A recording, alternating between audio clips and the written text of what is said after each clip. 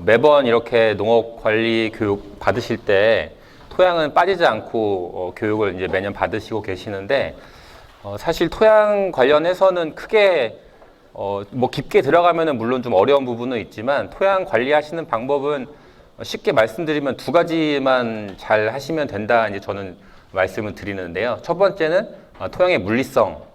물리성이라고 하는 거는 이제 어떤 배수라든지 통기라든지 이런 부분 말씀을 드리는데, 물리성과 토양의 화학성, 이 두 가지만 잘 관리하시고, 그리고 이제 물 관리하시는 방법들, 그리고 뭐 추가적인 부분은 뭐 이런 표토 관리하시는 부분들, 뭐 이런 것들은 이제 부수적인 방법이라고 말씀을 드리는데, 기본적으로 이제 토양의 물리성과 화학성 이 두 가지만 염두해 두시고, 앞으로 내가 이제 이 두 가지만 좀 관리를 하겠다, 이렇게 좀 생각을 해 주시면 도움이 되실 것 같습니다. 네.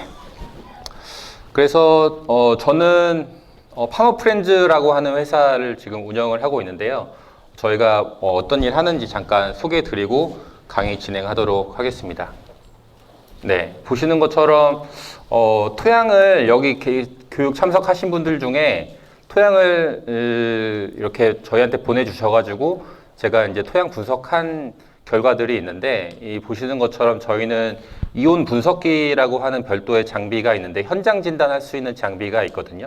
그래서 그 장비를 활용해 가지고 토양 진단해 드리고, 그 다음에 이제 비료를 적정하게 사용하실 수 있게 비료 처방 서비스까지 제공을 해 드리고 있습니다. 그래서 우리가 이제 비료를 사용을 많이 하시는데, 이 비료를 대부분 토양이 이 비료를 먹을 수 없는 상태에서 비료를 주셔서 비료 흡수가 제대로 안 된 그런 상태로 이 비료를 사용하시는 분들이 간혹 계시거든요. 예를 들어서 우리의 땅 상태가 pH가 이제 알칼리성 토양인데도 불구하고 석회고토를 뭐 이렇게 3년에 한 번씩 계속 주고 계신다던가, 아니면은 내 땅에 이제 칼슘이 많이 높은데 칼슘이나 뭐 마그네슘 함량 이런 것들을 따져 보셔가지고 석회고토를 줄지 아니면 뭐 폐화석을 줄지 이런 것들 결정을 해주셔야 되거든요. 근데 그런 것들을 잘 모르고 계신 상태에서 비료를 주시면 이제 비료를 구매하시는 돈도 버리게 되고, 그리고 이제 인건비도 버리시게 되고, 뒤에 말씀드릴 텐데 농부님들의 건강까지도 버리는 그런 문제점들이 계속 반복되고 있기 때문에, 그런 부분들을 저희가 어떻게 좀 효율적으로 비료를 쓰실 수 있는 방법에 대해서 저희가 교육을 해드리고 있고요. 그리고 오늘과 같이 이렇게 저희가 토양 관리에 관련해가지고 농업기술센터라든지 아니면 시군 뭐 이런 교육기관에서 활용해가지고 농업관리 교육도 제공을 하고 있고, 최근 들어서는 이제 농업 분야에서도 이런 탄소 중립에 대한 부분, 이런 부분에 대해서 관심이 많으셔가지고 이런 교육도 저희가 해드리고 있는데요. 탄소 중립 관련해서 잠깐 좀 말씀을 드리면, 지금 제가 지금 현장을 다닌 지가 올해 한 9년 정도가 됐거든요. 처음에 제가 농업 현장 다닐 때 강원도 쪽에 가보면, 그때는 강원도에 사과 하시는 분들이 거의 없으셨어요. 근데 지금 그 사과의 주산지라고 할 수 있는 부분이 많이 지금 강원도 쪽으로 올라와 있는데, 강원도 뭐 정선이라든지 뭐 임계라든지 뭐 강원도 철원도 지금 사과 많이 하고 계시고, 점점 이렇게 지구의 그 기온이 올라가면서 어떤 그 지역의 주산지 개념이 많이 바뀌고 있는데, 이런 부분들도 농업 분야에서도 어떤 탄소 중립에 대한 부분, 이런 부분들 상당히 좀 중요하게 정부 정책으로도 진행을 하고 있어서 이런 부분 저희가 좀 관리를 하고 있는데, 이게 지금 사용하고 계시는 그 비료 사용량과도 탄소 중립 이런 것들이 관련이 있거든요. 온실가스라고 하는 건 이제 지구의 어떤 그 온실가스, 그러니까 온실 효과를 나타내는 원인 중에 하나가 이제 온실가스라고 얘기를 하는데, 많이 알고 계신 것처럼 뭐 이산화탄소, 그리고 질소 비료 사용에 의한 아산화질소, 뭐 이런 것들이 온실가스의 주요 원인이라고 많이들 알려져 있습니다. 네. 그래서 적정 비료 사용을 통해서 이런 온실가스 배출도 좀 저감할 수 있게, 네, 이런 교육들도 저희가 해드리고 있습니다. 요거는 그 저희가 올해 토양조사 경진 대회에 나가서 이제 입상한 사진인데요. 혹시 토양조사 경진대회 이런 거 들어보신 적 있으실까요? 없으시죠? 네. 이게 벌써 9회째 이런 대회가 진행이 되고 있는데, 이 대회의 목적은 뭐냐면요. 네. 이 대회의 목적은 보시는 것처럼 토양을 한 1m에서 1m 50cm까지 깊게 파낸 상태에서 이 토양이 어떤 상태인지를 이제 조사하는 대회라고 보시면 될 것 같습니다. 그래서 여기 보시면은 토양 조사 이게 이제 문제지라고 보시면 될 것 같아요. 이 단면을 주고 대회 참가자분들이 이 토양이 어떤 식으로 분류가 되어 있고 어떤 형태인지를 조사를 해서 답안지를 제출을 하는데, 최종 목적은 뭐냐면 그러면 이 토양을 어떻게 사용을 해야 가장 좋게, 가장 적합하게 토양을 사용할 수 있냐, 이거를 이제 최종적으로 결과를 도출해내는 대회다, 이렇게 좀 이해를 해주시면 될 것 같습니다. 그래서 토양 단면을 자세히 보시면 이게 조금씩 색깔이 차이가 있거든요. 좀 느껴지시나요? 색깔의 차이가? 네, 제일 중요한 게 여기 계신 분들도 한번 우리 땅의 그 토양의 색깔이 어떤지 색깔을 한번 눈여겨 보시면 좋으실 것 같은데요. 기본적으로 이 토양의 단면을 보고 색깔로 이 층위라고 하는 걸 나눌 수 있는데요. 얘는 몇 개 정도의 층위로 나눌 수 있을지 한번 보시겠어요? 몇 개의 층위로 좀 나눌 수 있는지, 이게 되게 중요하거든요. 네, 몇 개 정도 나눌 수 있을까요? 5개. 네. 네, 정답은 요렇게 나눌 수 있습니다. 네, 8개의 층위로 나눌 수가 있고요. 나눈 걸 보니까는 이게 이렇게 나눌 수 있겠구나라고 아마 좀 생각이 드실 것 같은데요. 네, 이게 왜 중요하냐, 이거 제가 저희가 올해 대회 나가서 1등 했다, 요거 자랑하려고 말씀드리는 게 아니고요. 이거를 농진청에서 우리나라 전국의 토양을 이렇게 토양 조사를 해서 이 결과값을 흑토람이라는 사이트에 올려놨어요. 이거를 많이들 모르고 계실 것 같은데요. 보시면은 이게 이제 흑토람 사이트거든요. 흑토람 사이트 자주 들어가시나요? 자주 들어가세요? 네, 자주 들어가시는데 대부분 아마 이제 이런 그 농업기술센터에 토양 갖다 주시고 거기에 이제 결과값을 흑토람 사이트에서도 보실 수 있는데, 그거 말고도 흑토람 사이트에 들어가시면 정말 많은 정보들이 그 안에 많이 있거든요. 예를 들어서 이거는 뭐냐면 토양 환경 지도라는 건데요. 네, 여기 보시면 토양 환경 지도인데 제가 여기 그 지번을 입력하실 수가 있어요. 그래서 여기는 지금 제가 어떻게 입력했냐면 경북 상주시의 화동면을 입력했고 지번은 일단은 입력은 하진 않았습니다. 네, 그래서 여기 딱 보시면 지번을 입력하고 작물을 선택을 하실 수가 있거든요. 여기는 제가 이제 포도를 일단 선택을 했는데 작물을 선택하시면 결과값이 나옵니다. 이 결과값은 뭐냐면 이 토양에 가장 적합한 그 최적지, 적지, 가능지, 그 다음에 저위 생산지, 이런 것들을 확인하실 수가 있어요. 네. 그래서 여기 보시면은 이제 진한 녹색으로 되어 있는 것들이 포도 재배하기 좋은 곳이다 라는 거를 확인을 하실 수가 있고요. 그 다음에 노란색으로 갈수록 여기는 포도보다는 다른 거를 심는 게 좀 좋을 것 같다, 이렇게 좀 나와 있습니다. 그래서 이 지도는 농진청에서 오랜 기간 동안 토양 조사를 통해서 각 작물을 어떤 걸 심는 게 가장 좋을지 우리나라의 국토 토양 정보에 대해서 조사를 통해 가지고 이 자료를 만든 거기 때문에 제가 이제 항상 교육 가면은 이거 먼저 말씀을 드리는데, 이 부분을 모르고 하시는 분들이 상당히 좀 많으셔서 이거는 이미 지금 과원을 하고 계시는 건 어쩔 수 없지만 추가로 나중에 과원을 이제 하신다거나 아니면 주변에서 내가 어떤 땅이 있는데 그 땅에 뭘 심어야 될지 모르겠다라고 하시는 분들이 계시면 여기 들어가시면 포도뿐만 아니라 거의 모든 작물에 대한 토양 적성도를 보실 수가 있어요. 그렇기 때문에 이거는 꼭 한번 흑토람 사이트에 들어가셔가지고 이런 정보들을 확인을 하시면 상당히 좀 도움이 되실 것 같습니다. 네. 그래서 이제 작물별로 그러면은 어떤 기준이 있습니다. 포도 같은 경우에는요, 지금 보시면은 셋, 넷, 다섯, 여섯, 일곱 가지의 항목이 있거든요. 이 7가지 항목을 기준으로 해서 이 땅은 포도 재배하기 좋은 곳이다, 나쁜 곳이다, 이렇게 판단을 하는 기준이 이렇게 정해져 있는데요. 기본적으로 이제 토성, 이 땅에 점토질이 많이 있냐, 아니면은 모래질 땅이냐, 뭐 이런 것들 기준으로 좀 판단을 하고요. 그리고 배수 등급, 배수 상당히 좀 중요하죠. 네, 많은 분들이 알고 계실 것 같은데요. 배수 등급도 확인을 할 수가 있고요. 그 다음에 뭐 유효 토심, 뭐 경사, 뭐 이런 것들을 가지고 판단을 해서 이 땅이 적지인지, 포도 재배하기 좋은 가능지인지, 아니면은 저위 생산지라고 해서 포도 재배는 할 수는 있지만 그렇게 수확량과 뭐 좋은 품질을 기대하기는 어렵다. 뭐 이런 것들을 확인하실 수가 있으니까 본인의 지금 집원도 한번 이렇게 입력을 해가지고 확인을 해 보시면 내 땅이 원래는 포도 적지가 아니었는데 내가 포도를 심고 있구나. 뭐 이런 것들 기본적인 정보들은 한번 확인을 하실 수가 있으실 것 같아요. 근데 여기 보시면 이 최종 판단은 어떤 걸로 하냐면 각 항목들을 다 더해서 합산해 가지고 판단하는 장목이 있고요. 포도는 보시면은 최대 저해 인자법 적용이라고 되어 있는데요.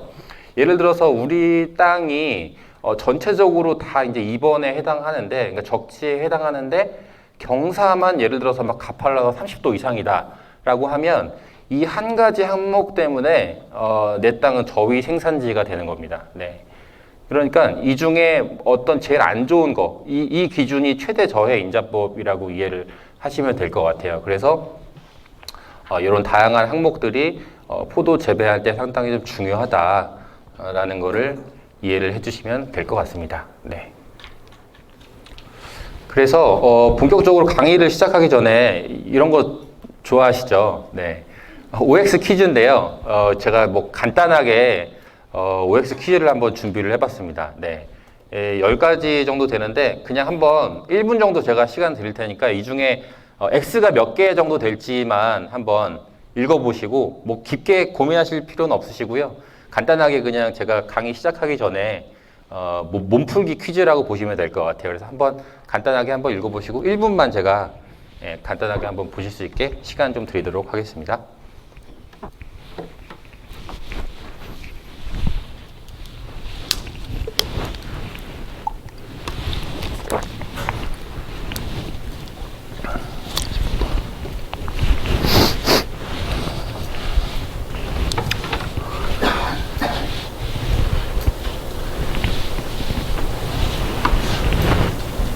네, 이 10개 중에 X가 몇 개 정도 있을까요? 다 X요? 5개? 4개? 또 다른 분들?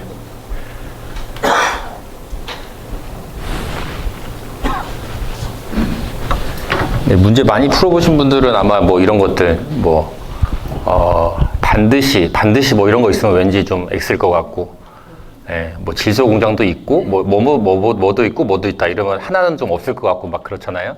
네. 그래서 정답은 네, 아까 5개 하신 분 정답이신데요. 네. 이렇게 좀 나와 있습니다. 네. 이 중에 5개는 X고요. 나머지 5개는 네, 정답인데요. 하나씩 보면 토성은 흙이 알칼리성인지 산성인지 뜻한다. 요거는 많은 분들이 좀 아실 것 같은데, 네. 네. 요거는 이제 흙의 반응이라고 보통 얘기를 하고요. 산성인지 알칼리성인지 이거 반응이라고 얘기하고, 토성은 흙의 물리적인 성질 중에 가장 기본이 되는 성질인데, 내 땅에 점토가 몇 프로 있고, 미사가 몇 프로 있고, 모래가 몇 프로 있고, 요 이제 어떤 점토의 함량을 토성이라고 얘기를 하거든요. 근데 많은 분들이 내 땅의 토성이 어떤지 모르는 상태에서 옆집이 물을 4시간 줬다라고 하니까 나도 똑같이 물 4시간 주고 비료를 옆집이 뭐 10포대 줬다고 하니까 나도 똑같이 비료 10포대 주고 뭐 이렇게 많이 하시거든요. 근데 이제 제일 중요한 게 저는 pH랑 토성이라고 말씀을 드리는데 이 토성에 따라서 물 주는 방식도 다르게 주셔야 되고 비료도 당연히 다르게 주셔야 되고 여러 가지 이제 변수들이 많이 있습니다. 그래서 토성에 대한 거는 제가 뒤에서 좀 더 자세히 설명을 드리려고 하고요. 흙은 기본적으로 양성이 아니고 흙은 음전하를 띠고 있어서 이제 여자라고 보통 얘기를 많이 하는데요. 양분은 이제 그 플러스 성분, 그러니까 양성과 음성 두 가지로 좀 나눠져 있는데 이것도 뒤에서 좀 더 자세하게 좀 설명을 드리고요. 수확량은 모래 땅이 많을까요? 찰흙 땅이 많을까요? 네, 둘 다 안 좋긴 안 좋지만 기본적으로 이제 점토 함량이 많으면 물을 이제 가지고 있을 수 있는 뭐 보수력이라든지 아니면 양분을 가지고 갈 수 있는 양이온 교환 용량 뭐 이런 용어들이 있는데 기본적으로 양분을 가지고 갈 수 있는 그 그릇의 크기가 모래 땅보다는 찰흙 땅이 많기 때문에 수확량은 기본적으로 찰흙 땅이 조금 더 많다라고 일반적으로 얘기하는데요. 근데 이거는 이제 배수량도 연관이 있기 때문에 이거 너무 극과 극이기 때문에 사실 둘 다 좋지는 않습니다. 네, 가장 좋은 건 이제 사질토라고 해서 모래 함량이 좀 적당하게 있고 점토도 뭐 20% 내외 뭐 이런 것들이 가장 좋은데 요건 좀 뒤에서 자세히 설명을 좀 드리도록 하고요. 아까 제가 이제 색깔 말씀드렸는데 기본적으로 흙 색깔이 검으면은 이제 유기물이 부식으로 많이 진행이 되어 있는 상태이기 때문에 흙 색깔이 검을수록 땅이 좀 걸고 양분이 좀 많이 있는 상태다. 그렇기 때문에 비료는 좀 덜 주시는 게 좋다. 뭐 이렇게 좀 설명을 드릴 수 있을 것 같습니다. 그리고 식물도 동물처럼 배설한다. 이런 거는 기본적으로 식물에 대해서 이해를 좀 해주셔야 될 것 같은데요. 식물도 동물이랑 똑같이 대사 활동을 합니다. 그러니까 먹고 사는 활동 기본적으로 이 대사 활동을 한다라고 이해를 해주시면 될 것 같은데요. 그러면은 식물이 싸는 건 뭐냐라고 우리가 이제 한번 관심을 가져보면 식물이 싸는 거는 수소 이온이라고 보시면 될 것 같아요. 그렇기 때문에 토양이 계속 산성화가 되고 있고 산성화된 토양을 뭔가 이제 개량해 주지 않으면 계속 안 좋은 상태로 바뀌기 때문에 이런 것들이 이제 중요하다라고 말씀을 드릴 수 있을 것 같고요.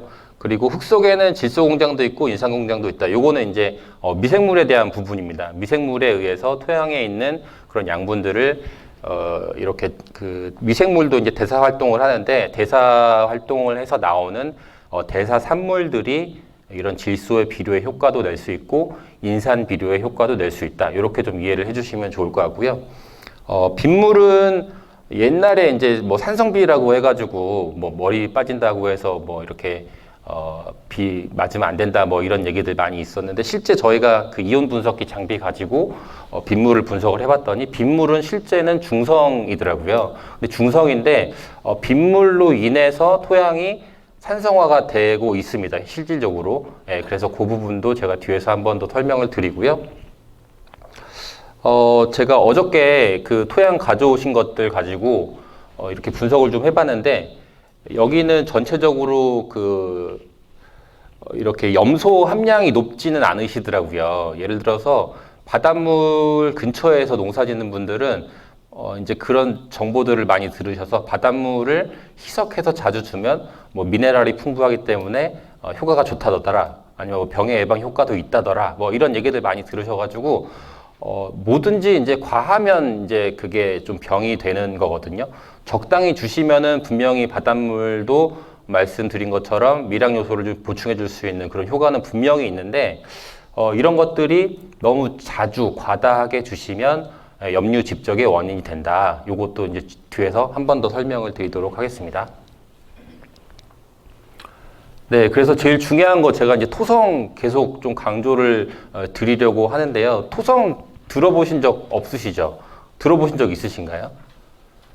이 토성이 사실 여기 보시면은 농업기술센터에 우리가 그 토양 시료를 채취해가지고 비료 시비 처방서를 받으시면 여기 보시면 토성이 다 나와요. 토성이 다 나오는데 대부분 요 밑에 나오는 그 7가지 항목들 pH, 뭐 EC, 그 다음에 뭐 유효 인산, 칼슘, 마그네슘 뭐 이런 숫자에 대해서만 관심을 가지고 계시고 실제 내 땅의 토성이 뭔지는 대부분 관심이 없으세요. 근데 말씀드렸던 것처럼 토성이 상당히 중요하기 때문에 이 토성에 대해서 이번 시간에 좀 관심을 갖고 내 땅의 토성이 뭔지도 한번 검사를 해보시면 좋을 것 같은데요. 제가 그 시료를 이제 그 보내달라고 말씀을 드렸잖아요. 근데 흙 시료를 제가 보내달라고 말씀을 드렸는데 토양을 아니고 돌멩이를 바위를 막 이렇게 보내신 분들도 계시고 기본적으로 토양 분석하기 좀 어렵게 시료를 채취하신 분들이 계시는데 기본적으로 토양의 정의는 뭐냐면 2mm 이하의 흙을 토양이라고 얘기를 합니다. 그래서 보시는 것처럼 모래가 일단 2mm에서 0.02mm로 분류를 하고요. 그다음에 이제 그 입자가 작은 건 미사, 그리고 제일 입자가 작고 고운 거는 점토라고 얘기를 해요.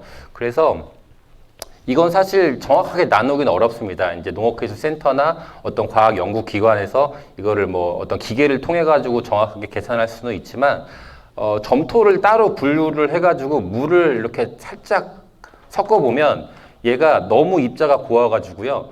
된장국 풀어지듯이 그냥 풀어져 버려요. 예, 그래서 우리가 입자를 눈으로 볼 수가 없습니다. 점토질 같은 경우는.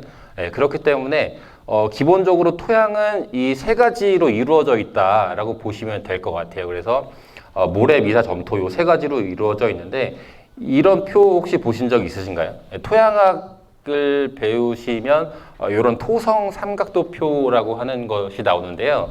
이거는 뭐냐면 이쪽은 지금 점토의 함량을 나타내고 있고요. 이쪽은 미사의 함량, 그리고 이쪽은 이제 모래의 함량 이렇게 보시면 될 것 같아요. 그래서 예를 들어서 우리가 이제 여기다 여기 양토다라고 하면 여기 이제 점토의 함량이 20%고 그다음에 미사의 함량이 40% 그리고 모래의 함량이 40%. 그래서 여기는 20, 40, 40의 이 성분으로 이루어져 있다라고 이제 이해를 하시면 될 것 같은데요. 우리나라의 토양은 대부분 점토가 20% 미만인 사양토 아니면 양토 요렇게 대부분 이제 이루어져 있습니다. 이루어져 있는데 예외가 있어요. 예외가 있는데 예외는 뭐냐면 논을 밭으로 개간하신 분들 많이 계시죠. 네, 논을 밭으로 개간하신 분들은 점토의 함량이 많이 높아집니다. 그래서 30%, 40%막 이렇게 높아져요. 그렇게 되면은 문제가 뭐냐면 이제 배수에 대한 부분, 그다음에 나무가 좀 오래되지 않고 심은 지 얼마 안 된 것들은 뿌리가 그렇게 깊게 뻗지 않기 때문에 초반에는 생육의 차이가 크지 않지만 나무가 이제 좀 연령이 좀 오래되고 뿌리가 깊이 들어가야 되는 상황이 되면 분명히 차이가 있습니다. 네, 그거 이제 뒤에서 한번 말씀드리려고 하는데요. 토성의 중요성을 말씀드렸던 것처럼 보수성, 물을 보유하는 성질이 중요하고 그리고 통기성, 공기의 유통 정도를 나타내는 성질이 있고 그 다음에 이제 양분 보유 능력. 이것 때문에 아까 퀴즈에서 모래땅보다는 점토질 땅이 좀 더 작물 키우기가 좀 더 좋다 뭐 이렇게 얘기를 할 수가 있습니다. 네. 그래서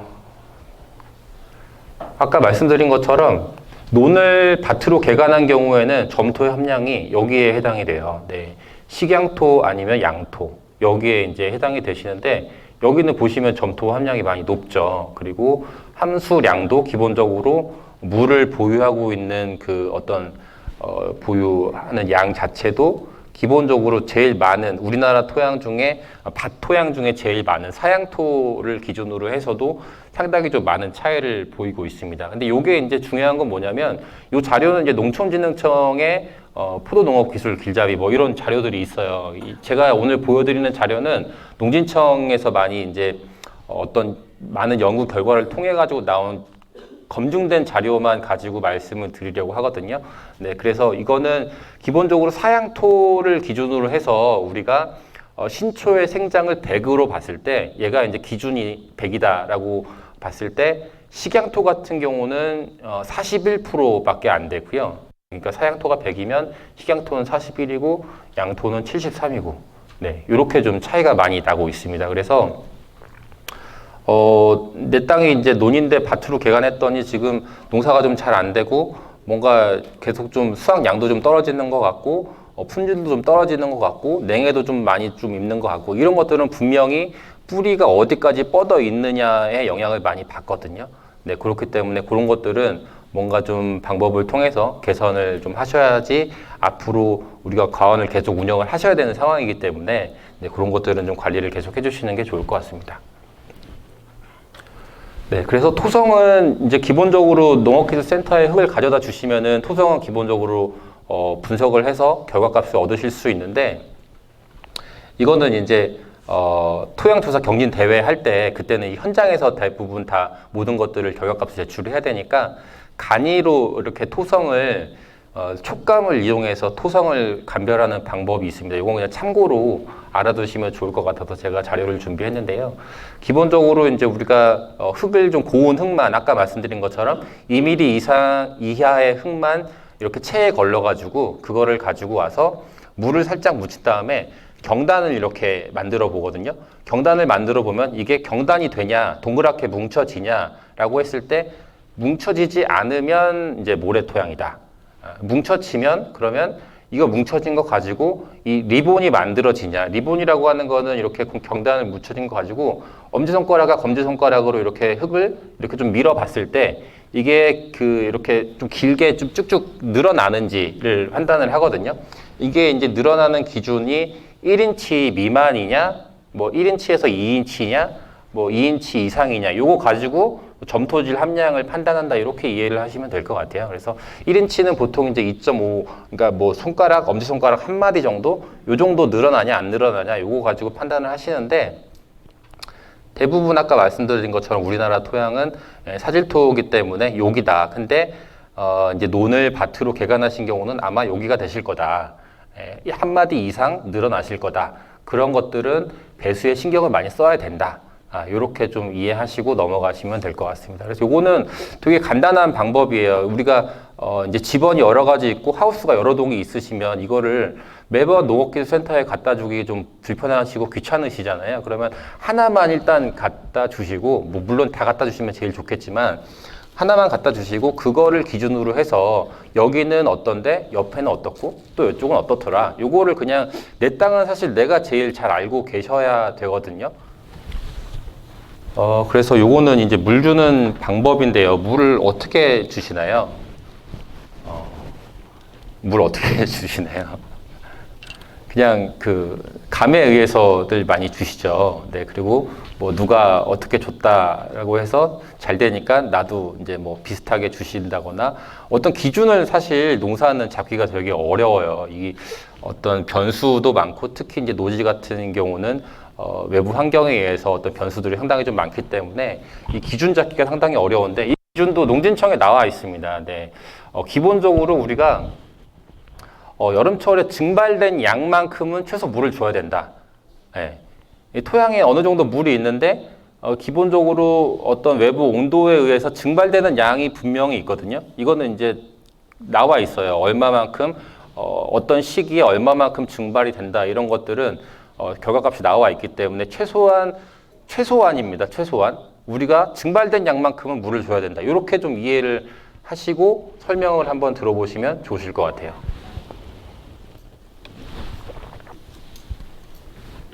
그래서 우리가 이제 일기예보에서 예를 들어서 이번 주 목요일 날 비가 10mm 내릴 것 같습니다. 이렇게 이제 일기예보가 나오잖아요. 일기예보는 강수량을 이제 미리 단위로 이제 보통 얘기를 하는데 이거는 뭐 상식적으로 한번 알아두시면 좋을 것 같은데 보통 4mm 이하 일기예보에서 4mm 이하 비가 내릴 것 같다라고 하면 4mm 이하는 그냥 보슬비 정도 수준 이라고 이해를 하시면 될 것 같고요.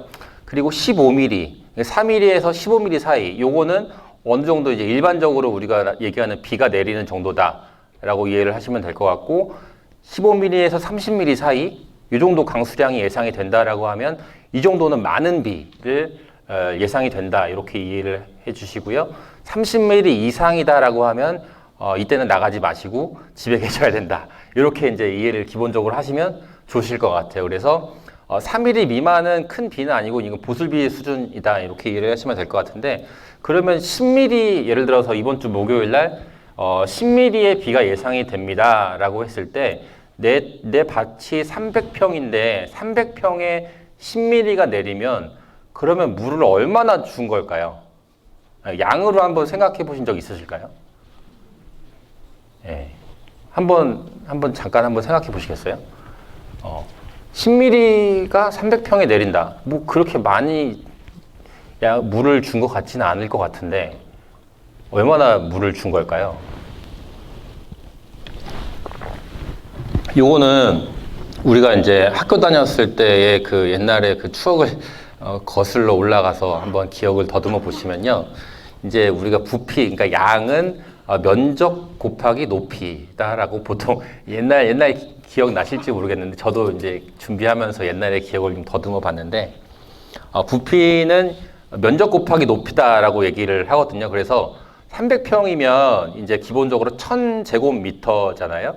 1000제곱미터에 10mm의 비가 왔다라고 하면 10mm는 0.01m입니다. 그러니까 단위는 미터로 환산을 해준다고 하면 0.01m가 10mm거든요.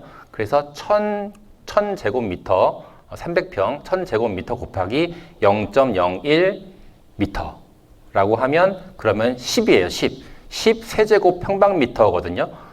세제곱평방미터면은 10톤이라는 거죠. 네. 그래서 10mm의 비가 내렸다라고 하면 300평 우리 밭에 10톤의 물을 줬다. 이렇게 이해를 해주시면 될 것 같아요. 네. 그래서 10mm의 비가 내렸다라고 하면 10톤의 물을 줬다. 이제 요거 이제 기준으로 삼아가지고 여기 보시면 이제 이 물 주는 양이 정해져 있는데요. 그러면 300평 기준으로 했을 때 관수 토심은 뭐냐면 뿌리가 예를 들어 30cm까지 뻗어져 있다라고 했을 때 그러면 나는 최소한 뿌리 있는 데까지는 물을 주고 싶어 라고 하시면 0.3이죠. 30cm니까 0.3. 그리고 적정 수분 함량이 지금 25%인데 현재 15%야. 그러면은 0.1, 그러니까 10% 정도를 더 주셔야 되니까 0.1을 곱하시면 이렇게 곱하시면 30톤이 됩니다. 네. 그래서 이렇게 기준으로 주시면 되고요. 그리고 시기별로 증발산 양은 아까 말씀드린 것처럼 더운 여름철 같은 경우에는 그러니까 하루에 300평 기준으로 했을 때 증발되는 양이 쉽게 그냥 기억하시기 위해서 5톤이라고 보시면 될 것 같아요. 하루에 5톤이 300평 기준으로 했을 때 증발이 됩니다. 일반적으로. 그래서 그러면 이제 일주일이 7일이니까 그러면 일주일간 비가 안 오면 기본적으로 25톤에서 35톤은 물을 줘야 된다. 이렇게 좀 이해를 해주시면 좋을 것 같아요. 네. 그래서 기본적으로 이건 주셔야 되고 그리고 요거는 텐시오미터라고 하는 수분 장력계인데요. 혹시 이거 밭에다가 설치해 놓으신 분 계실까요? 텐시오미터 설치하신 분 계신가요? 네, 요런 거 하나 있으시면 내 토양에 수분이 얼마나 있는지를 감으로 하지 않으시고 이 숫자로 판단을 하실 수가 있어요. 그래서 이 적정 아까 말씀드렸던 것처럼 적정 수분의 함량이 25라고 하면 여기서 이제 수분 함량이 떨어지면 그때 물을 주시는 게 좀 더 과학적으로 물을 주실 수 있는 방법인데 요거는 그렇게 가격이 비싸지는 않습니다. 뭐 한 15만 원 정도 하는데요. 인터넷에 찾아보시면 텐시오미터라고 하면 수분 장력 측정계라고 해서 많이 나와 있으니까 요거는 한번 적용을 해보시면 물 주시는데 좀 더 효과적으로 물을 주실 수 있으니까 요거는 참고해 주시면 좋을 것 같고요. 이거요? 아, 있으세요? 네. 이거는 이제 뿌리에 물이 얼마나 있느냐를 판단을 하는 거거든요. 네. 그래서 뿌리 근처에다가 꼽아 놓으시면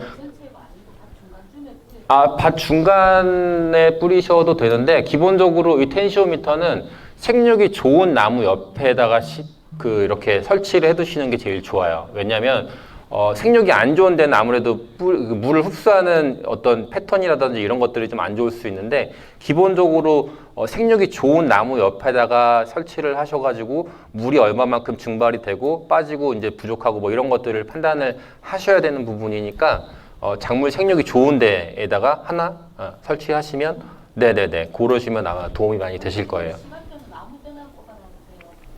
이거는 이제 꼽아 놓으시고 계속 이렇게 뺐다 넣었다 하는 게 아니고 꼽아놓고 계속 쓰시는 거고요. 겨울철에만 얼었을 때 여기 끝에가 이제 뭐 파손되거나 그러실 수 있으니까 겨울철에만 뽑아가지고 씻었다가 보관해 놓으시고 이제 내년에 이제 땅이 얼었을 때는 이제 못 꼽으시니까 땅 좀 녹고 나서 그때 다시 설치해 놓으시면 사용은 계속 가능하십니다. 네네. 그래서 그렇게 일단 설치를 해주시면 좋을 것 같고요.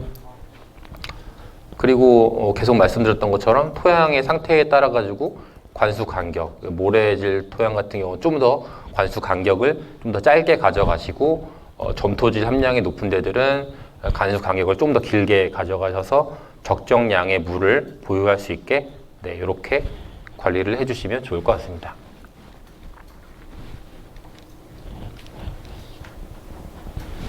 네, 그리고 요거는 이제 다음 퀴즈에 대한 정답인데요. 네, 흙은 기본적으로 이제 음의 성질을 띠고 있고 양분이 이제 양이온들이 있고 뭐 음이온들이 있고 이렇게 좀 나눠져 있습니다. 요거는 제가 뒤에서 좀 더 자세하게 설명을 드릴게요. 그리고 흙 색깔이 검으면 반드시 땅에 걸다예요. 요건 이제 동그라미에 대한 부분인데 기본적으로 우리가 사람의 건강 상태를 확인할 때 이제 안색이라고 해서 안색이 좋다 나쁘다 이렇게 판단을 하잖아요. 토양도 비슷합니다. 네, 토양이 내 땅의 토양이 약간 모래질 함량이 많고 뭔가 이렇게 검은색보다는 약간 밝은 색이다라고 하면 이런 유기물질들이 많이 부족한 경우가 실제 많고요. 기본적으로 이렇게 유기물 함량이 높은 땅들은 검은색을 띠고 있는데 이 부식이라는 말 들어보셨을까요? 유기물은 많이 들어보셨을 것 같은데 부식은 좀 생소하실 수도 있을 것 같아요. 네. 이게 약간 그 말장난이라고 들리실 수도 있는데 모든 부식은 유기물인데 모든 유기물은 부식이 아니다. 네, 이런 말이 있습니다. 네. 혹시 이해하셨을까요? 그러니까 이게 부식이라는 건 뭐냐면 미생물에 의해서 더 이상 분해되지 않고 유기물과 점토로 결합한 상태를 부식이라고 얘기하는데요. 우리가 땅심을 높인다라고 얘기를 하잖아요. 예, 땅심을 높인다고 해서 이제 어떤 퇴비라든지 뭐 유박이라든지 이런 것들 매년 넣고 계시는데 그런 거 넣었더니 땅심이 좋아지셨나요? 땅심이 실제 좋아지셨나요? 네. 그런 거는 어떻게 보면은 어떤 부족한 양분을 보충한다라는 개념이 맞고요. 실질적으로 우리가 어떤 땅심을 좋게 만든다라는 개념으로 보면 이 부식의 함량이 얼마나 있냐가 그 땅심이 높냐 나쁘냐의 기준이라고 보시면 될 것 같아요. 왜 그러냐면 어떤 그 유기물을 넣었을 때 이 유기물이 대부분 1년 안에 분해가 돼서 매년 그거를 보충을 해줘야 되거든요. 예를 들어서 이제 좋은 유기물 중에 하나가 이제 톱밥 퇴비, 톱밥 비료라고 얘기를 하는데요. 이 톱밥은 한 번 넣어주시면요, 5년에서 8년까지 이 부식으로 변형이 돼가지고 오랫동안 토양에서 이런 좋은 작용을 하거든요. 그렇기 때문에 모든 유기물은 부식이 아니고요, 모든 부식은 유기물이 맞습니다. 네.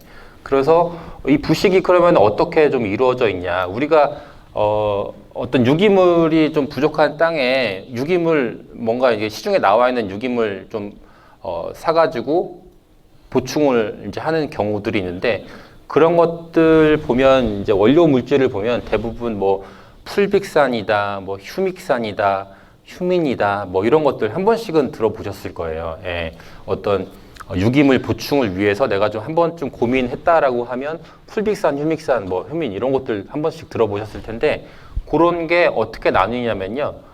부식에서 다 이렇게 화학 공정을 거쳐서 요게 이제 그 알칼리성 용액의 용해가 되면 휴민이 되고요. 휴민을 또 이렇게 산성 물질에 의해서 용해를 시키면 그게 이제 휴믹산이 되고 요거를 한 번 더 공정을 거치면 요게 이제 풀빅산이라는 이런 이 물질이 만들어집니다. 네. 요건 이제 만들어지는 거 아니고 이제 어떤 과정을 거쳐서 이렇게 좀 만들어지는데 이 차이는 뭐냐면 이쪽으로 갈수록 그러니까 노란색 풀빅산으로 갈수록 물에 잘 녹아요. 물에 잘 녹고 실제 흡수가 좀 빠릅니다. 그리고 요 휴민 검은색으로 갔을 때 물에 잘 안 녹고 어떻게 보면 토양에 좀 오래오래 남아 있다라고 보시면 될 것 같은데요. 그래서 그러면은 어떤 거 주는 게 좋냐? 당연히 휴민 주시는 게 좋죠. 근데 당장 먹을 수 있는 게 없다라고 하시면은 풀빅산을 넣으시는 게 좋고요. 전체적으로는 이런 것들이 같이 좀 함유되어 있는 그런 것들이 있으면 가장 좋다라고 이해를 해주시면 될 것 같습니다. 그래서 기본적으로 이제 유기물은 뭐 동물성 유기물이 있고 뭐 식물성 유기물이 있는데 앞서 말씀드린 것처럼 이런 셀룰로스, 그러니까 섬유질로 이루어져 있는 유기물질들은 대부분 1년 안에 다 분해가 돼서 실질적으로 땅심을 유지하는 데는 큰 도움은 안 되고 리그닌이라고 하는 이런 목질계 그들 있잖아요. 예, 이런 것들이 실질적으로 땅 속에다 투입을 했을 때 미생물에 의해서 분해가 되고 실질적으로 어떤 땅심을 키워주는 그런 역할을 하는 게 바로 이 리그닌의 함량, 이런 것들이 중요하다. 이렇게 좀 이해를 하시고 넘어가면 좋을 것 같습니다. 네. 그리고 요거 좀 되게 중요한 개념인데요. 유기물을 넣는다고 해서 실제 이런 볏짚 많이 넣으시나요? 네, 볏짚이나 뭐 이런 톱밥이나 뭐 이런 것들 잘못 넣으시면 또 이게 또 병이 될 수가 있어요. 네, 기본적으로 이제 탄질비라고 하는 개념이 있는데요. 탄소와 질소의 비율이라고 이해를 하시면 될 것 같은요. 아까 말씀드린 것처럼 유기물을 토양에 넣는다고 해서 이게 자동으로 그냥 분해가 돼서 아까 말씀드린 부식으로 변해지는 게 아니고 탄소와 질소, 그러니까 탄소는 에너지원으로 미생물이 사용을 하고요. 질소는 보시는 것처럼 이제 영양분으로 사용을 해서 두 가지 다 필요합니다. 어떤 유기물을 분해하기 위해서는 탄소와 질소 둘 다 필요하다. 이렇게 좀 이해를 해주시면 될 것 같습니다. 그래서 유기물 내에 탄소가 너무 많으면 식물이 이용할 질소가 부족하게 돼서 질소 기하 현상 뭐 이런 얘기 혹시 들어보신 적 있으실까요? 네, 각 그 성분마다 보시면은 이렇게 이제 우리가 유기물들이 여러 종류가 있는데요. 얘네 각 그 어떤 원료 물질들마다 탄소의 함량과 질소의 함량 이런 것들은 다 정해져 있어요. 그래서 내가 어떤 유기물을 넣고 싶다라고 하면 요거 한번 먼저 좀 찾아보시고 그러면 얘는 이 원료 물질은 탄소가 얼마나 있으니까 그러면 질소는 내가 좀 더 추가해줘야지 내 땅에 있는 질소를 얘가 가져다가 쓰지 않겠구나 라는 거를 이제 이해를 하실 수가 있는데 기본적으로 이 탄질비는 30으로 맞춰주시는 게 일반적이다 라고 이해를 해주시면 될 것 같아요. 그래서 예를 들어 이제 우리가 볏짚이나 왕겨 이런 것들 이제 유기물 보충한다고 넣으시잖아요. 이런 거 넣으면 보시는 것처럼 탄질비가 상당히 높습니다. 이건 뭐 어떤 의미냐면 탄소가 질소보다 지나치게 많다라는 거예요. 그러니까 이 물질이 가지고 있는 탄소와 질소의 함량이 이제 이 탄질비로 표시가 되는데 쉽게 이렇게 판단을 하시려면 기본적으로 녹색이 많으면 질소가 좀 있고 이게 이제 갈색으로 변한다라고 하면 얘가 이제 탄소가 좀 더 많다. 이렇게 이해를 하시면 될 것 같아요. 네, 그래서 자원형 뭐 이런 것들은 이제 콩과작물, 녹비작물이라고 해가지고 이거는 심었다가 이제 바로 갈아엎잖아요. 이런 것들은 보시면 탄질비가 이제 많이 낮습니다. 왜냐하면 탄소의 비중과 뭐 질소의 비중 이런 것들이 좀 적합하게 이렇게 좀 비율을 맞추고 있어서 탄질비가 좀 적당하다 이렇게 이해를 하시면 될 것 같은데요. 그러면 우리가 탄질비가 예를 들어서 이렇게 좀 높다. 이 높은 거는 그러면 어떻게 탄질비를 좀 교정을 할 수가 있냐. 요거는 이제 계산식에 이렇게 좀 정해져 있습니다. 이제 왕겨를 기준으로 제가 한번 볼게요. 왕겨를 기준으로 봤을 때 왕겨는 원료의 탄소 함량이 지금 36%잖아요. 36%를 내가 교정하려고 하는 탄질률, 그러니까 30으로 나누면 1.2 정도 되죠. 1.2에서 원료의 질소 함량이 지금 0.48인데 0.48을 빼면 0.73이 나오거든요. 그래서 이 0.73을 원료 1톤에 0.73을 곱하면 이제 7.3kg, 7.3kg만큼 질소를 더 보충해주면 된다. 요런 계산식이에요. 그래서 이게 막 풀어서 어려운데 뭐 그렇게 어려운 개념은 아니실 것 같아요. 그래서 7.3kg의 질소를 보충해줘야 얘가 제대로 분해가 된다. 토양에 투입을 했을 때 이렇게 이해를 하시면 되는데 그럼 7.3kg는 어떻게 계산하냐. 예를 들어서 요소 비료를 내가 줘서 이 7.3kg를 맞춘다라고 하면 요소 비료는 이제 질소의 함량이 46%잖아요. 그래 계산을 했을 때 요소 비료 16kg를 투입을 하면 이 7.3kg의 질소의 함량 부족한 질소를 보충할 수 있다. 이렇게 좀 이해를 해주시면 될 것 같습니다. 이거 이해되셨을까요, 혹시? 혹시 뭐 이해 안 되셨으면은 뭐 쉬는 시간이나 아니면 뭐 어때? 저희가 이제 마지막에 이렇게 소통할 수 있는 뭐 저희 카페라든지 아니면 뭐 카카오 채널 이런 것들 저희가 운영을 하고 있으니까요. 관련해서 궁금하신 점은 저한테 뭐 편하게 이제 질문하셔도 되니까 일단은 넘어가도록 하겠습니다. 네. 그래서 빗물이 산성이다 이런 것들은 아까 제가 이제 말씀을 좀 드렸는데 기본적으로 빗물은 저희가 이제 측정을 해봤더니 pH가 6.2 정도밖에 안 나오더라고요. 그래서 뭐 약산성이긴 한데 어쨌든 중성이다라는 개념인데 그러면은 실제 빗물 때문에 왜 토양이 산성화되냐? 이거는 팩트거든요. 빗물로 인해서 토양이 산성화가 계속되고 있는데 이거는 이제 기본적으로 공기 중에 있는 이산화탄소, 이산화탄소 눈에 보이진 않지만 공기 중에 이산화탄소가 있는데 이산화탄소와 물이 만나면 탄산이 만들어집니다. 이 탄산도 산이라는 이 이름이 붙었기 때문에 얘도 이제 산성이에요. 그렇기 때문에 수소 이온이 방출이 되는데 이거는 사실 그렇게 많지는 않더라고요. 실제 측정을 해보면 이 양이 그렇게 많지는 않은데 그거보다는 빗물에 의해서 토양이 어떤 산성이냐 알칼리성이냐 이 기준은 뭐냐면 pH 7은 우리가 이제 중성이라고 얘기를 하잖아요. 이 중성은 뭐냐면 수소 이온과 수산화 이온이 동일하다. 양이 동일하다. 요게 중성의 상태예요. 근데 이 균형이 깨진다. 만약에 수소 이온이 많다라고 하면 산성이고요. 수산화 이온이 많다라고 하면 알칼리성이거든요. 이건 뭐 중요한 개념은 아닌데 어쨌든 균형이 중요하다. 근데 빗물에 의해서 어떤 수산화 이온이 계속 쓸려 나가게 되면 상대적으로 산소 이온의 함량이 높아지기 때문에 그래서 점점 그 토양이 산성화가 되고 있다. 이렇게 좀 이해를 해주시면 될 것 같고요.